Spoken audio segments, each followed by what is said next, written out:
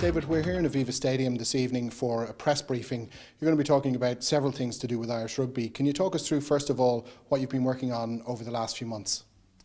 Yeah, since Rugby World Cup, we've undertaken a review of the tournament and our performance, and that's entailed a number of things. We've gone about that by surveying the playing group, surveying our staff, interviewing key players, interviewing the coaching group, interviewing the key members of management, and interviewing and surveying our stakeholders from the provinces.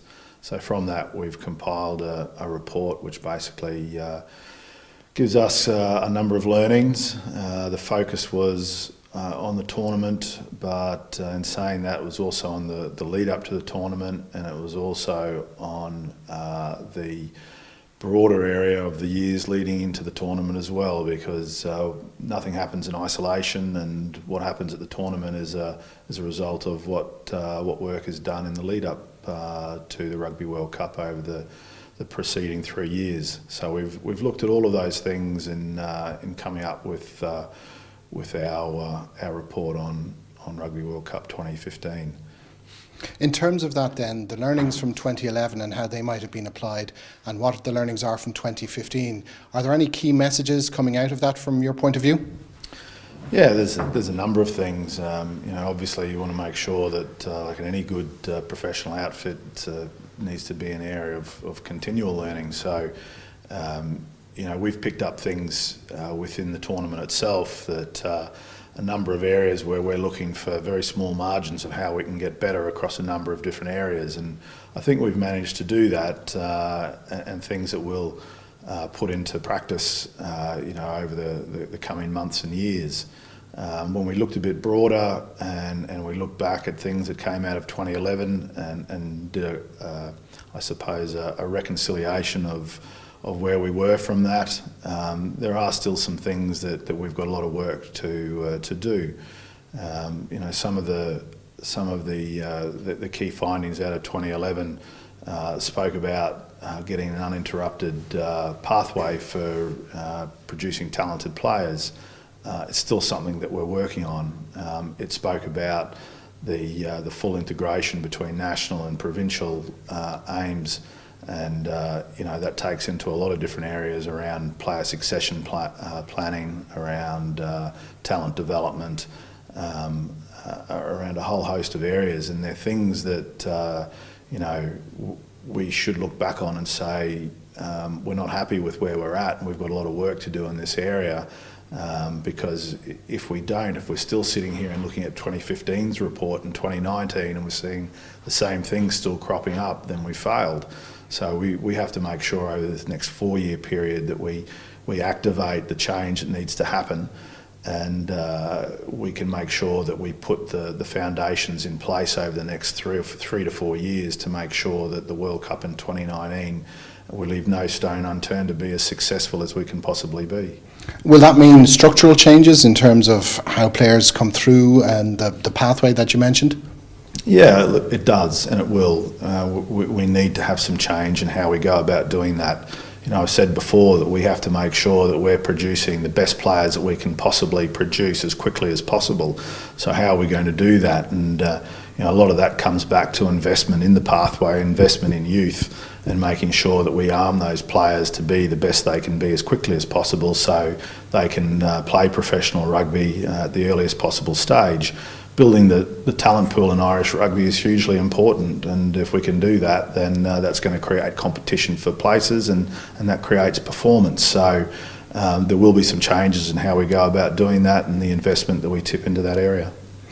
David, moving on from Rugby World Cup, and in the last few months we've seen the players go back to their provinces.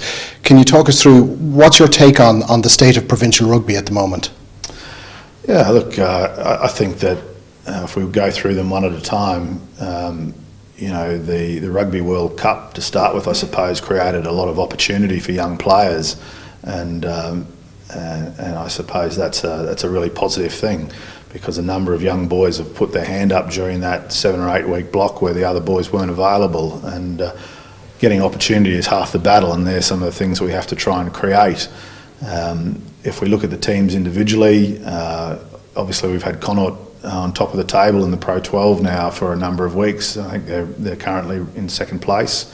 They're doing incredibly well. They've got a very, very young squad. There's a lot of players that are showing huge potential out there, and I think Pat Lamb and his crew are doing a wonderful job with Connaught, and hopefully they can carry that forward. If we look at Ulster, they've got a new coach in place now with Les leaving the national setup. He's really still bedding himself down up there, but already in the last 2 weeks, I think we're starting to see the effect of Les's experience and influence on the team with 2 fantastic wins over Toulouse, and that's with a number of injuries that they're carrying up there. So already starting to get the best out of that squad. If we look at Leinster, they're obviously disappointed with their European performances. They're not used to being in that position, but when you look at the performances in each game, I think they would be disappointed with probably the first 2 where they didn't play up to the standards they would expect. The last 2 performances against Toulon were far better, and they could quite easily have come away with 2 wins in those 2 games. It's so when you're playing at the top level, it's a game of fine margins, and sometimes it's just doing the small things better than you did the week before. That's the difference between winning and losing. They're still right up there in the Pro 12, and I'm sure all their focus is going to be turned to the Pro 12 now. And with the playing squad that they've got, I'm sure there's going to be a very, very strong finish from Leinster in the back half of the year. Munster, again, doing well in the Pro 12. They'd be disappointed with the losses to Leicester the last 2 weeks, but again, they're not far off it. They're very small margins, and both games you would look at and analyse and say, they could very, very easily have been 2 victories. So, at the highest level, there's not a lot between winning and losing. So you don't want to panic and throw the baby out with the bathwater because you've had a couple of small losses. You actually need to just refocus and carry on, and that's what they'll do in the coming weeks as well. Are you confident that Irish Rugby can still provide an attractive environment, one, to keep our top players here and also the young developing players, but also to attract the right kind of overseas player? Yeah, who wouldn't want to be here? It's great that Sean's signed on again. I think that's a great show of confidence in Irish rugby in general. Yes, there are more challenges out in the marketplace at the moment. There is more money coming into the game in the UK and France.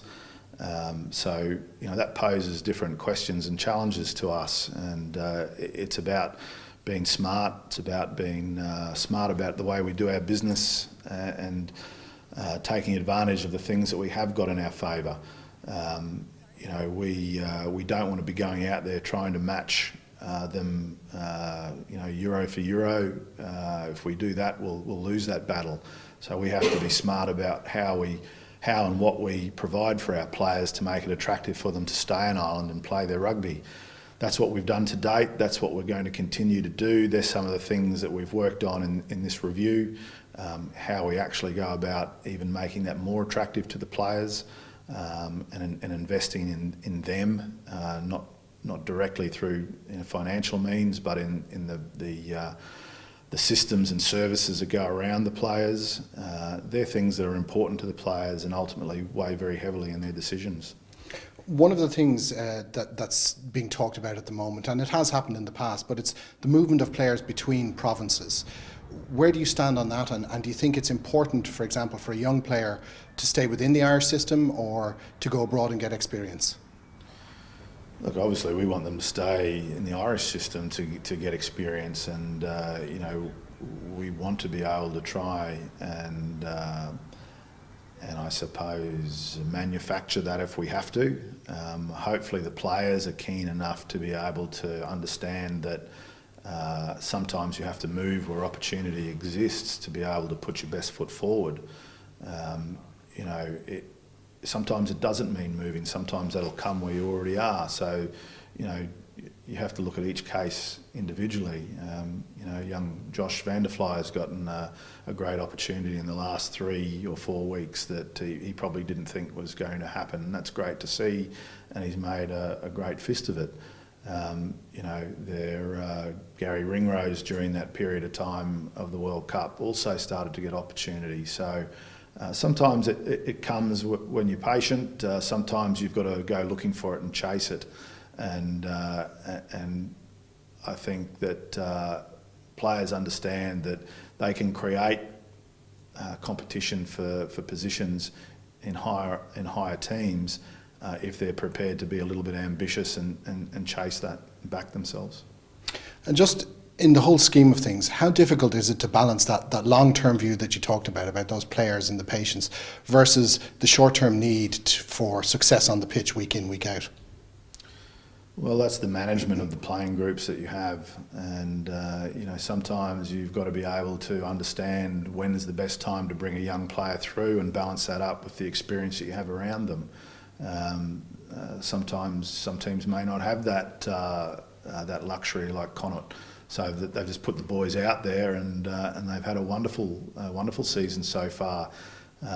Sometimes people just rise to the occasion, and that's what's happening out in the West out there.